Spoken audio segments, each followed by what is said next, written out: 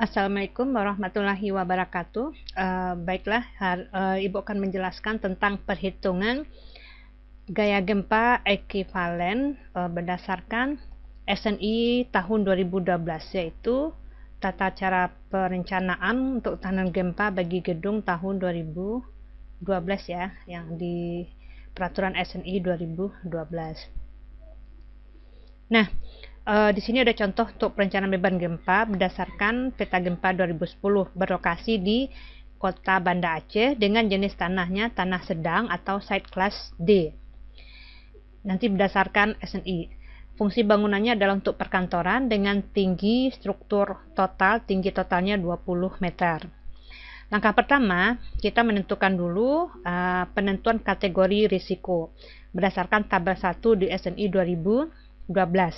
Nah, di SNI 2012 kalau nanti dilihat di tabel 1 nanti untuk kategori risiko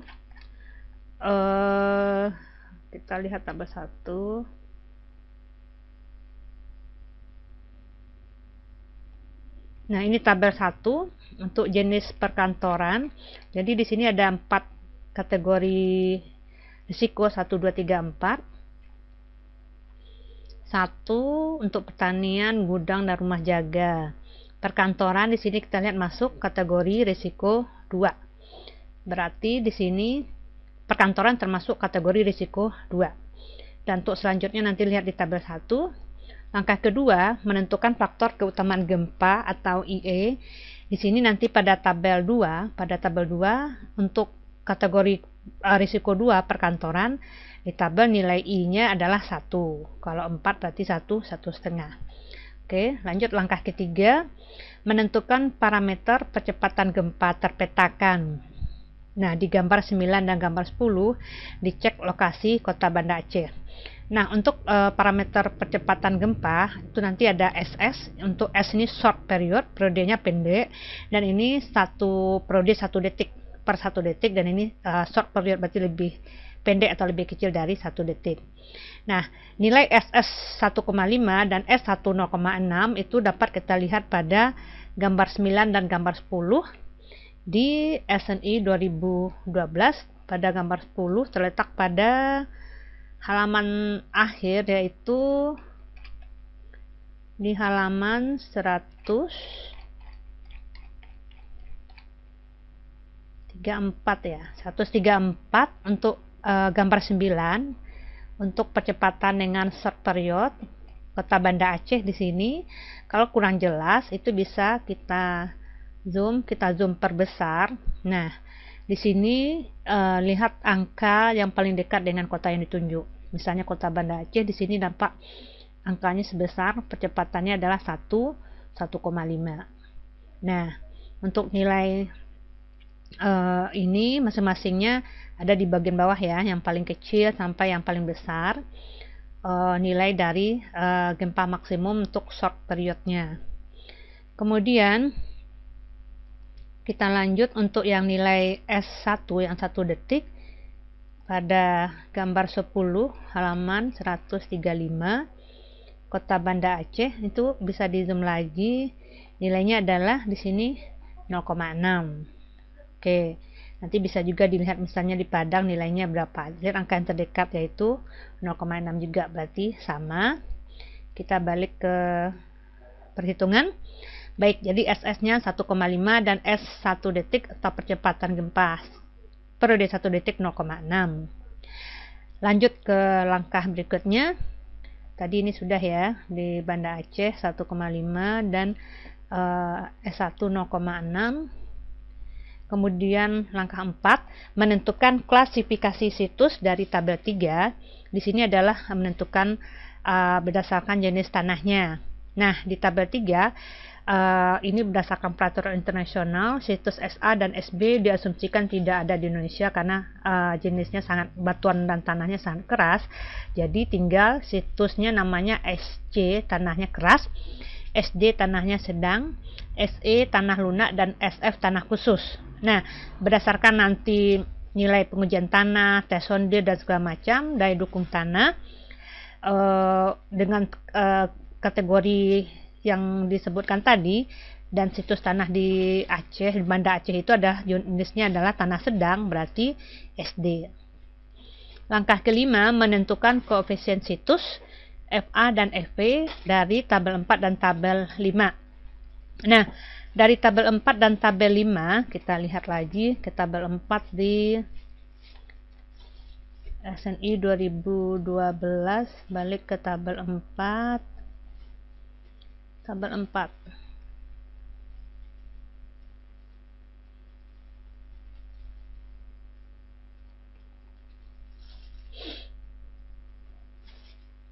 Tabel 8, tabel 2,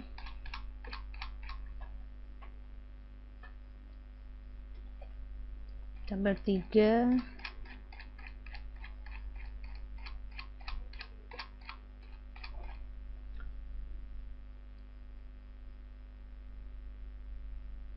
nah ini tabel 4. Tabel 4 untuk koefisien situs FA Aceh tadi kelas situsnya adalah SD. Kita lihat yang paling kiri kelas situs ada A, B, C, D, E, F. Kita ambil SD, tanah sedang, tarik lurus ke kanan. Berapa tadi nilai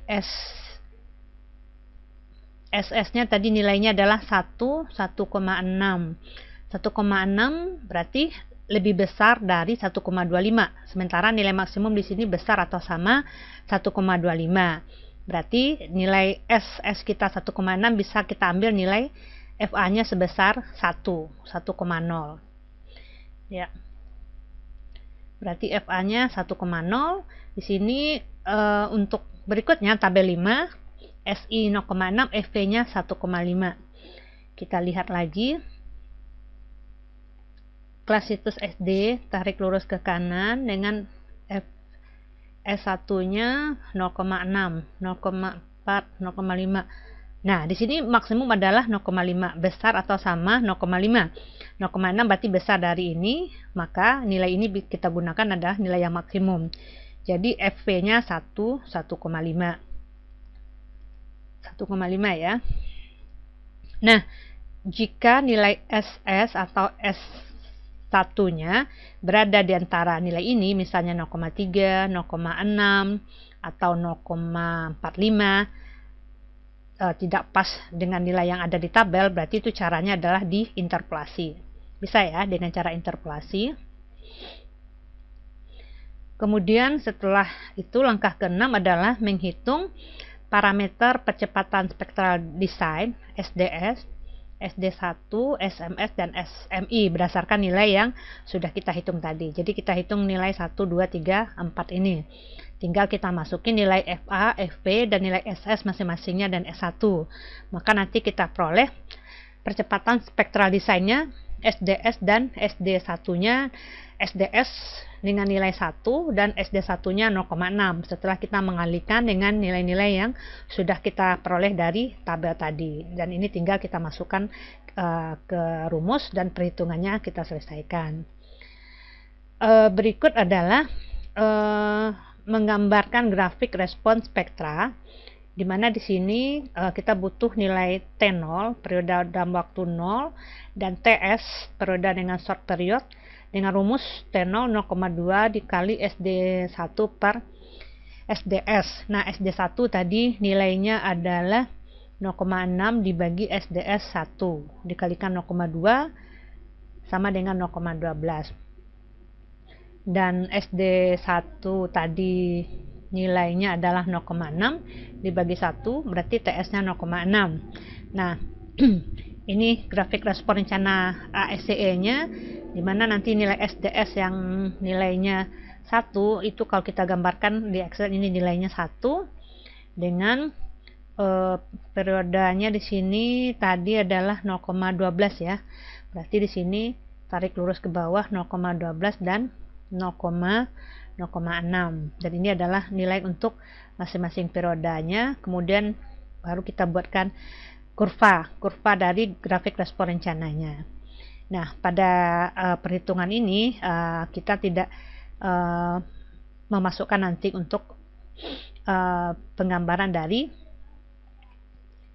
grafik respon rencananya. Jadi nanti grafik ini juga bisa kita buatkan di Excel seperti ini.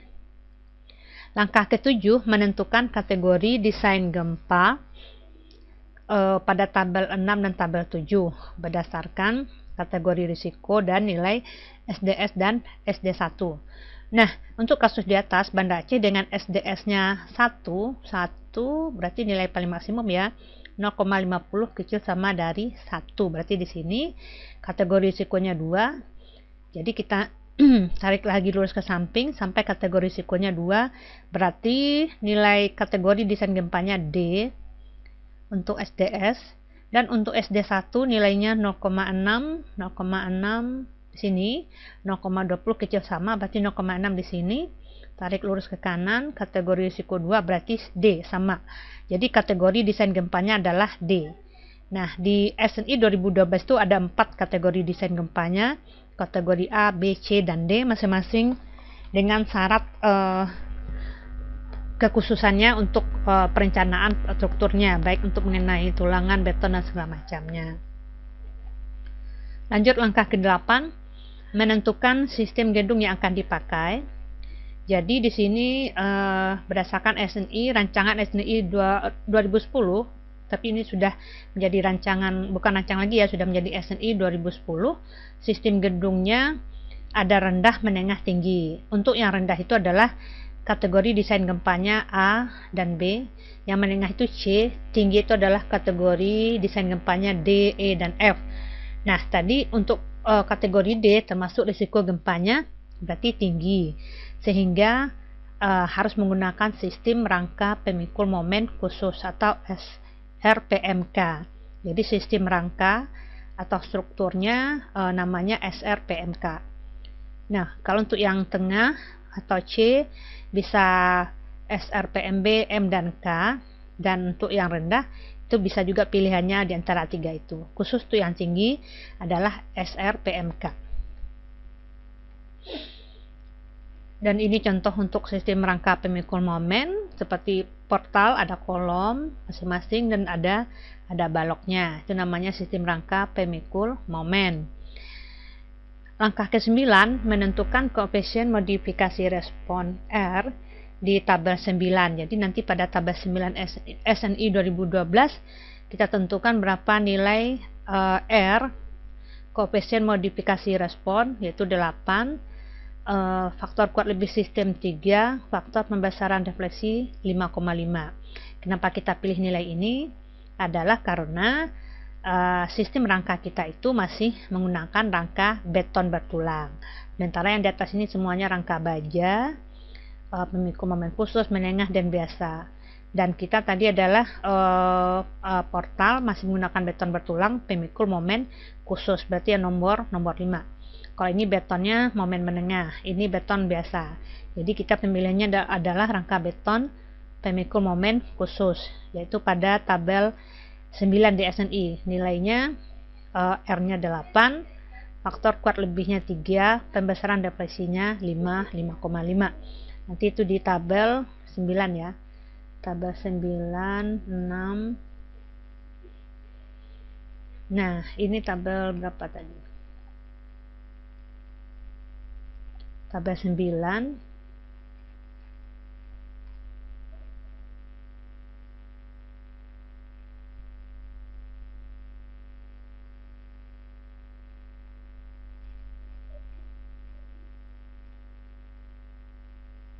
Nah, ini ya, sistem rangka pemikul momen.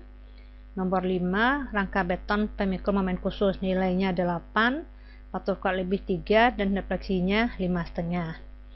Jadi ini adalah perhitungan untuk kategori desain seismiknya di tabel 9 SNI 2012 ya, untuk sistem perangkai dalam arah yang berbeda. Lanjut ke perhitungan periode atau nilai koefisien waktu getar di tabel 15. Itu rumusnya adalah TA sama dengan CT dikali HN berpangkat X. Nah, nilai CT nanti dan X itu dari tabel 15. Kita tipe strukturnya tadi adalah beton pemikul momen rangka beton P mikromomen, berarti nilai CT-nya adalah 0,0466 dan nilai F-nya 0,9. Kita masukkan ke rumus ini di langkah ke-10, menghitung periode fundamental perkiraan. TA sama dengan CT-nya 0,0466, HN tinggi total 20, F-nya tadi di tabel berpangkat 0,9. Nah, hasil kali ini kita peroleh 0,6907 detik.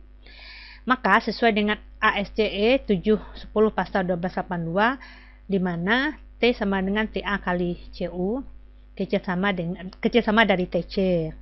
Berarti nilai TA ini kita kalikan dengan CU yang diambil di tabel 14 SNI 2012. Jadi nanti ada tabel 14 dan tabel 15 ya di SNI 2012. Silahkan nanti dicari dan dicek lagi tabelnya, karena ini cukup banyak. Tabel 11. Nah, ini tabel 14. Tabel 14 tadi SD 1 kita nilainya besar atau sama 0,6 ya, 0,6. SD 1 berapa tadi nilainya? SD1 0,6 ya. SD1 0,6 berarti besar sama 0,4, koefisiennya 1,4. Dan rangka beton ini nilainya masing-masing dari tabel 14 dan 15. Maka perhitungannya kita lanjutkan. CU-nya 1,4, maka T periode adalah TA kali CU. TA tadi nilainya dari rumus kita peroleh 0,6907 kali 1,4, maka T sama dengan 0,967 detik. Nah, tadi syaratnya T itu kecil sama dengan TC. Dari TC, maka 0,967 detik itu kecil dari 1,05 atau 1,05 besar dari TA. Maka periode getar struktur yang kita gunakan adalah T sama dengan 0,967 detik. Berarti oke ya. Nilainya, maka kita gunakan 0,967 detik. TC 1,05 detik ini adalah nilai periode getar dari sumber SNI. Langkah ke-11 menghitung koefisien respons seismik. Koefisien respons seismik CS dan CS max dengan rumus ini kita masukkan nilainya masing-masing SDS 1 dibagi R per I. R tadi nilainya 8, faktor keutamaan 1. Maka CS 0,125 dan CS max SD1 per T dikali R per I. Masukkan masing-masing nilainya. CS max-nya 0,07756. Syarat CS min adalah rumusnya 0,044 kali SDS 1 kali I 1. Berarti CS minnya 0,044. Dan CS min ini berarti kecil dari CS max. Maka CS yang digunakan adalah, atau koefisien respons seismiknya adalah yang maksimum 0,07756. Sementara kalau kita gunakan ini besar dari yang maksimum 0,125.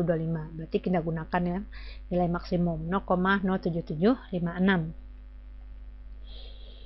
Nah, berikutnya tadi langkah ke-10 koefisien respons seismik C.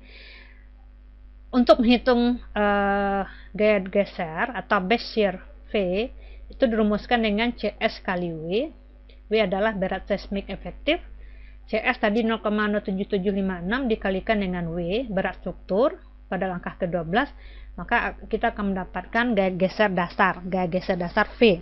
Nah, untuk berat ini nanti adalah berat total dari berapa jumlah lantai yang akan kita hitung.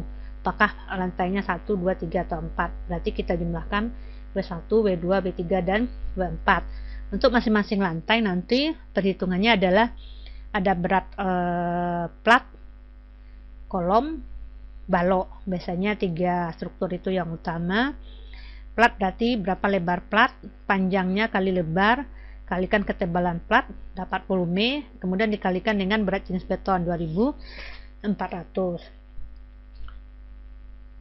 Kemudian untuk kolom begitu juga, berapa ukuran kolom, panjang lebar tingginya dikalikan dengan berat beton dan balok, begitu juga sampai kita dapatkan nanti total berat masing-masingnya.